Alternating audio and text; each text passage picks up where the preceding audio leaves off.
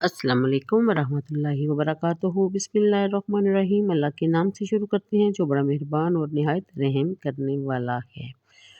पारा नंबर 24 और सूरह ज़ुमर की आयत नंबर 44 के साथ आपकी खिदमत में हाज़िर हूँ। अगर वीडियो पसंद आए तो लाइक और शेयर कर दिया करें, ये आपकी तरफ से सदका जारिया होती है। तो बढ़ते हैं अपने टॉपिक की तरफ। आयत नंबर 44 में बयान किया गया कि और जब जिक्र किया जाए अकेले अल्लाह का तो कुढ़ने लगते हैं इन लोगों के दिल जो आखिरत पर ईमान नहीं रखते, और जब जिक्र किया जाता है इसके सिवा दूसरों का तो इसी वक्त वो खुशियाँ मनाने लगते हैं। अगली आयत के मुताबिक आप अर्ज़ कीजिए, ए अल्लाह, ए पैदा करने वाले आसमानों और ज़मीन के, ए जानने वाले गैब और शहादत के, तू ही फैसला फरमाएगा अपने बंदों के दरमियान इन अमूर में जिनमें वो इख्तलाफ किया करते थे। और अगर इनके पास जिन्होंने शिरक किया ज़मीन में जो कुछ है सब हो और इतना और भी इसके साथ, तो चाहेंगे कि बतौर फदिया वो अदा कर दें इस बुरे अज़ाब के इवज़ क़यामत के दिन, और इस रोज़ ज़ाहिर हो जाएगा इन पर अल्लाह की तरफ से जिसका वो गुमान भी नहीं किया करते थे, और ज़ाहिर हो जाएंगे इन पर वो बुरे अमाल जो उन्होंने कमाए थे, और घेर लेगा इन्हें वो अज़ाब जिसका ये मजाक उड़ाया करते थे। आपस जब पहुँचती है इंसान को कोई तकलीफ़ तो वो हमें पुकारता है, फिर जब हम अता कर देते हैं इसे नेमत अपनी जनाब से तो कहने लगता है कि ये नेमत मुझे दी गई है अपने इल्म और फजल के बायस। ए गाफलो, यूं ही नहीं बल्कि ये आजमाइश है, लेकिन अक्सर लोग नहीं जानते। कही थी ये बात इन लोगों ने जो इनसे पहले थे, जब हमने इन्हें पकड़ा तो ना फ़ायदा पहुँचाया इन्हें मालो दौलत ने जो वो कमाया करते थे।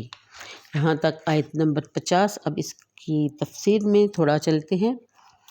यानी कि आप इनको फरमा दीजिए कि शफात करने का इख्तियार तो अल्लाह ताला की तरफ से दिया जाता है, इसके इज़्न के बगैर तो किसी की मजाल नहीं कि लब कुशाई भी कर सके, और इनके मबूदों को तो शफात का कोई इख्तियार है ही नहीं, दिया ही नहीं गया। ये कैसे इनकी शफात करेंगे? जब अल्लाह ताला की तौहीद का जिक्र किया जाता है तो इनके दिल घटने लगते हैं और इनके चेहरों पर अफसरदगी छा जाती है।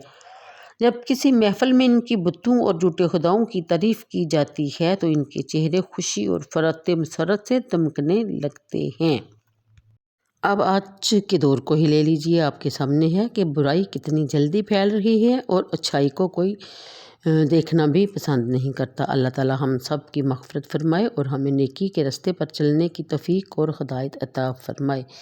अगली आयत के मुताबिक बयान फरमाया गया कि हमारे बाज़ मेहरबान अपनी शोही मजाज से मजबूर होकर इस आयत को खूब झूम झूम कर पढ़ते हैं, और इसकी तफसीर बयान करते हुए अल्लाह ताला के महबूब करीम शनाख्वाओं औलिया और अल्लाह के मदाह सराही करने वालों पर इस आयत की तत्बीक करते हैं जो खिताबत में इनके मुंह शरीफ से जाग उड़ रही होती है, और फरमाते हैं कि ये सुन्नी, ये बिदती, ये चश्ती हर वक्त नबी की तौसीफ़ में रतबुल सान रहते हैं, हर वक्त औलिया कराम का जिक्र किया करते हैं। देखो कुरान उनके बारे में क्या कहता है।